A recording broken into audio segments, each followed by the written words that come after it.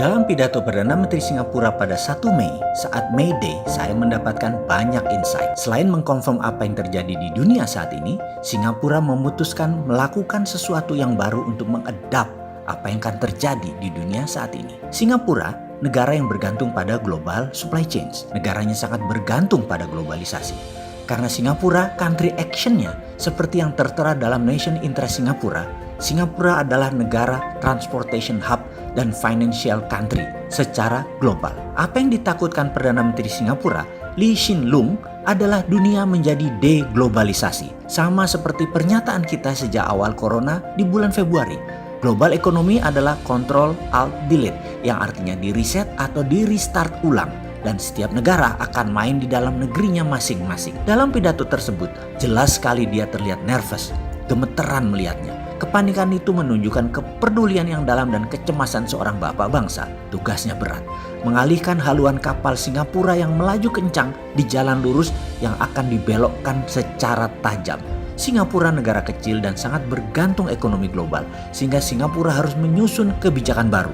Kekhawatiran akan pangan, kesehatan, dan tidak dipakai lagi oleh pasar global membuat Perdana Menteri Singapura gemetar bicaranya. Artinya dia sangat peduli. Sekarang dari sisi kita, dari Indonesia, the rise of nationalism atau naiknya semangat nasionalisme adalah efek langsung dari deglobalisasi. Setiap negara menjadi fokusnya ke dalam negeri masing-masing. Import menjadi less needed. Jadi import itu tidak terlalu diperlukan. Dengan demikian ekspor juga menjadi less needed. Hanya yang penting-penting saja seperti energi atau pangan. Harusnya pejabat memanfaatkan semangat nasionalisme yang tumbuh karena efek COVID, bukan malah membiarkan globalisasi menggurita seperti hadirnya TKA di Indonesia. Secara analisa ke depan, volume ekspor impor dunia negara satu dengan lainnya akan berkurang jauh. Setidaknya hingga akhir tahun 2022, seperti kata Boston Consulting Group. Negara kaya seperti Indonesia menjadi mendapat peluang. Inilah mengapa si Bosman teriak-teriak 2 bulan ini agar mendapat perhatian pengelola negara.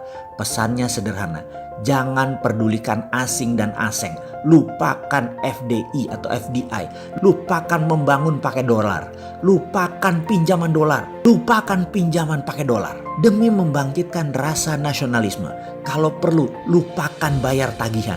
Anggap saja IMF itu debt collector. Masuk gang ke tempat kita gebukin aja seperti di masa pandemi seperti ini. Bagaimana? Ini bercanda ya. Nggak gitu juga sih. Nggak lah. Hutang tetap harus kita bayar. Tenang aja. Kalau bisa yang ngutang yang bayar. Bahkan nanti walaupun dia sudah nggak jabat, kejar aja. Dan mulai sekarang ke depan kita nggak ngutang lagi. Gimana? Setuju ya? Karena dalam negeri sekarang dan ke depan menjadi penting. Menjadi meningkat semangat nasionalismenya. Inilah masa kita fokus di produksi dan transaksi dalam negeri yang drivennya, dorongan terbesarnya adalah barang konsumsi. Barang yang habis dipakai. Consumable good. Kita harus mulai menggenjot produksinya. Kita kan post Keynesian, kita create demand berbarengan dengan create supply.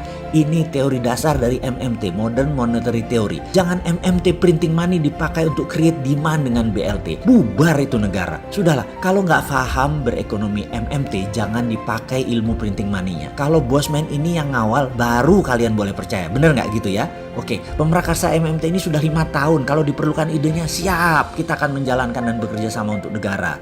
Yang kedua adalah menjaga currency dari fluktuasi turun naik yang ekstrim. Maka secara pribadi, Anda sahabat semua ada baiknya menggunakan sistem aplikasi berbasis sistem pembayaran nasional yang berlaku di seluruh Indonesia sebagai alat transaksi dan ATM atau anjungan tunai yang berlaku di seluruh Indonesia. Kalau e-money ala Dana, OVO atau GoPay, Anda bisa ambil ke ATM. Nggak bisa kan? Lalu kalau Anda pakai yang sejenis lah, misalnya produk lain, Anda tarik tunai, kena 3,5% karena platformnya pakai kredit card, Visa atau Mastercard.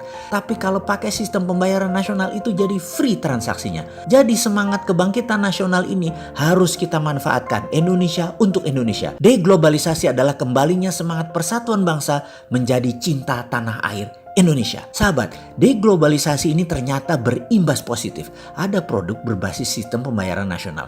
Ini bukan produk investasi, ini alat bayar. Berlaku di semua ATM di Indonesia dan edisi di seluruh Indonesia. Inilah produk pertama di Indonesia. Pada saat Anda membuka rekening di aplikasi ini, Anda statusnya adalah membeli emas. Karena setiap rupiah Anda 100% membeli emas atau ada emasnya. Katakan Anda punya 5 juta. Maka dengan membuka rekening di aplikasi ini, rupiah yang 5 juta tadi ada emas nilainya kira-kira 5, sekian gram sebagai underlaynya. Ketika harga emas naik, maka rupiah Anda naik. Ketika harga emas turun, rupiah Anda juga turun. Dengan demikian, rupiah Anda semua ada underlaynya. Di mana kita tahu emas adalah benda logam mulia yang stabil nilainya sepanjang zaman. Rupiah Anda secara pribadi sekarang ada pengaman inflasi alaminya. Dinaran telah siap sejak lama dan sekarang sudah lengkap seluruh persyaratan untuk komersial plus berkolaborasi dengan lembaga keuangan resmi yang syah berlaku di Indonesia. Dinaran itu sederhana, sesederhana punya ATM di bank. Inilah strategi nasionalisme kembali ke tanah air. Terima kasih telah bergabung di dinaran.id.